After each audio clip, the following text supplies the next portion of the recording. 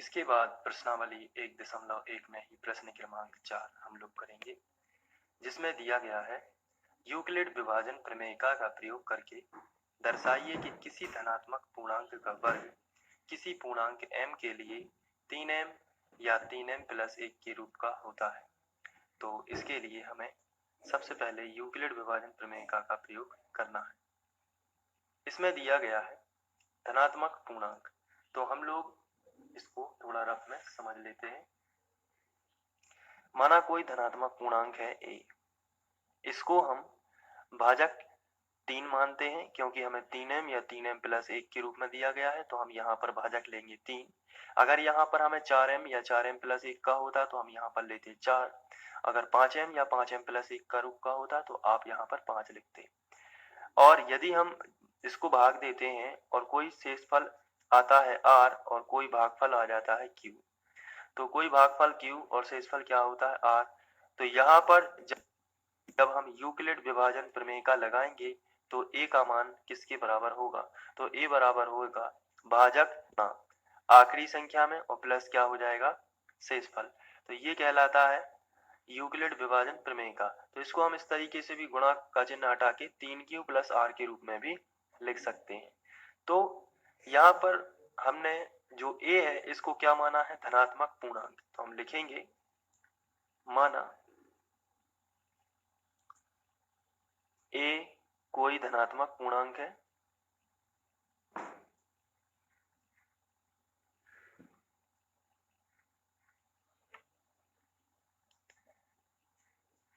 तथा जो q है ये क्या है भागफल।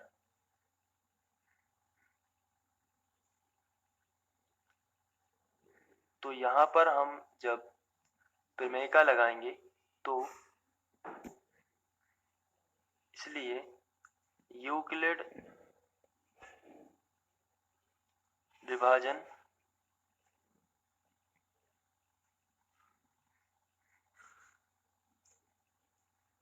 प्रमेयिका से a का मान आएगा a बराबर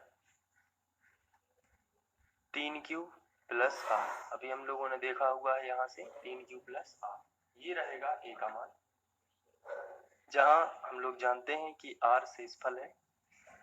अब इतना तो आप सबसे पहले कर लेंगे यहाँ से।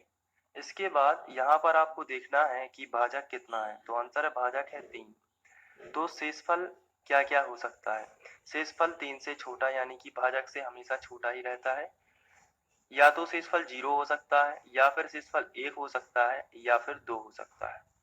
तो शेषफल 3 हो सकते हैं 0, 1 या 2। तो हम लोग इसको स्थिति में बना के यदि हम स्थिति 1 लें और स्थिति 1 में यदि r बराबर 0 हो, यदि r बराबर 0 है तब a का मान क्या होगा, इस जगह 0 रख देंगे तो a का मान कितना आ जाएगा 3q। अब चूंकि हमें क्वेश्चन में दिया गया है, अगर हम क्वेश्चन को ध्यान से देखें, क्वेश्चन में दिया गया हमें धनात्मक पूर्णांक का वर्ग निकालना है, तो हमें हर बार वर्ग ही करना है a का। तो यहाँ पर यदि हमने देखें तो यहाँ पर लिखा है a बराबर 3q, तो हमें इस धनात्मक पूर्णांक यानी a का क्या करना है अब वर्ग। तो चलिए करते हैं, तो दोनों पक्षों का वर्ग करेंगे।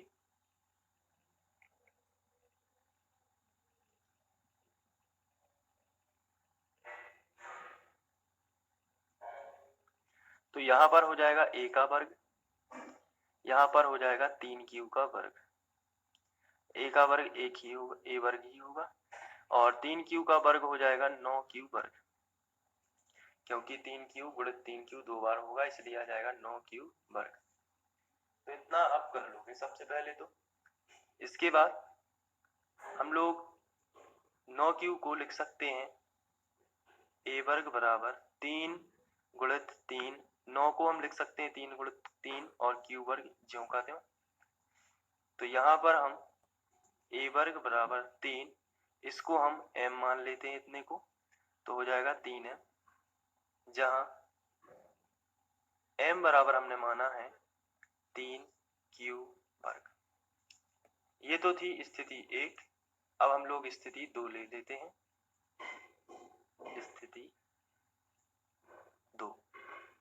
स्थिति 2 में इस बार हमने r बराबर 1 लेना है, क्योंकि हम r बराबर 0 ले चुके हैं। तो r बराबर 1 और फिर इसके बाद r बराबर 2, क्योंकि शेषफल 3 ही आ सकते हैं भाजक यदि 3 हो, 0, 1 या 2। तो 1 हो चुका है। अब हम लोग r बराबर लेंगे 1 हो तो यदि r बराबर 1 है तो इस वाले में हम यहाँ पर देख सकते हैं कि a का मान क्या होगा। a बराबर होगा 3q और r की जगह पर हम लिख देंगे 1। तो यहाँ पर हम देखते हैं कि हमें धनात्मक पूर्णांक का वर्ग चाहिए, इसलिए दोनों पक्षों का वर्ग करने पर दोनों पक्षों का वर्ग करने पर तो यहाँ भी वर्ग करेंगे और यहाँ भी वर्ग कर देंगे, तो ये हो जाएगा a वर्ग, ये हो जाएगा 3q प्लस 1 का वर्ग। आगे बढ़ते हैं, ये हो जाएगा a वर्ग बराबर, इसमें सर्वसमीका लगाएंगे a धन b का वर्ग। तो ये जो सर्वसमीका होती है यहाँ पर हम लिख देते हैं a प्लस b का वर्ग बराबर a वर्ग प्लस b वर्ग प्लस 2ab। इसको उसी तरीके से करेंगे, a का मान है 3q और b का मान है 1, तो a वर्ग यानी 3q का वर्ग प्लस b वर्ग यानी कि 1 का वर्ग प्लस 2ab, तो प्लस 2, a का मान 3q और b का मान 1, 2ab गुणित में कर देते हैं b यानी 1। अब यहाँ पर a वर्ग 3q का वर्ग है, इसलिए हो जाएगा 9q वर्ग प्लस 1। यहाँ पर 2 एकम 2 और 2 दिया 6, तो 6q। इन दोनों में से कॉमन आ सकता है, इसलिए इन दोनों को साथ में लिख लेते हैं। तो a वर्ग बराबर होगा 9q वर्ग प्लस 6q प्लस 1। अब यहाँ पर हम यहाँ से 3 कॉमन निकाल सकते हैं, तो 3 और q दोनों कॉमन आ जाते हैं। तो यहाँ पर आएगा 3 त्रिका 9, यानी कि 3 बार भाग चला गया और q 2 थे इसके पास, 1 निकल गया तो 1 बच गया, प्लस 3 दूनी 6 और q बाहर निकल गया, प्लस में आया 1। यहाँ पर हम लोगों ने कॉमन निकाला है। अब आगे बढ़ते हैं, तो a वर्ग बराबर यहाँ से हम 3 और इतने को हम m मान लेते हैं, तो 3m प्लस 1 ये आ गया 3m प्लस 1 के रूप का, जहाँ m का मान क्या होगा, m बराबर होगा q 3q प्लस 2, ये m का मान। इसके बाद हम लोग स्थिति नंबर 3 लगाएंगे।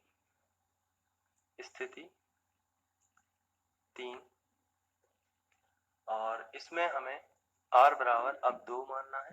r बराबर 2 हो तो a का जो मान आएगा वो आएगा 3q प्लस 2। अब यहाँ पर चूंकि हमें वर्ग चाहिए, इसलिए हम a का कर देंगे वर्ग, तो दोनों पक्षों का वर्ग करने पर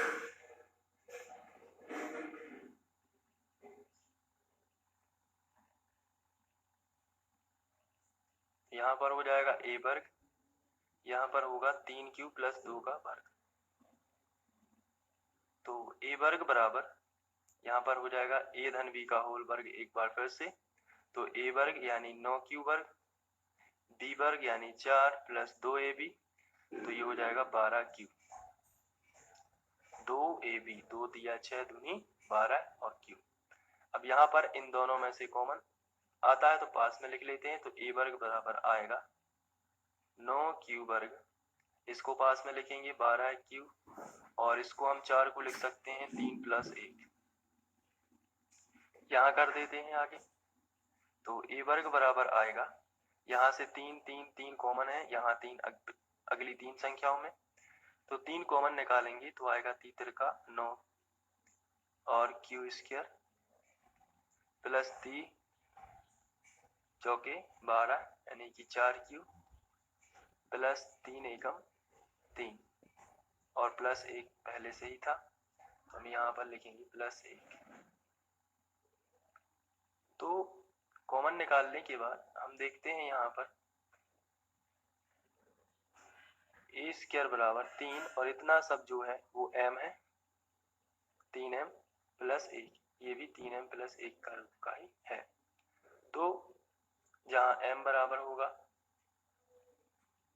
3q square plus 4q plus 1, तो इस तरीके से ये क्वेश्चन सॉल्व हो जाएगा। Thank you.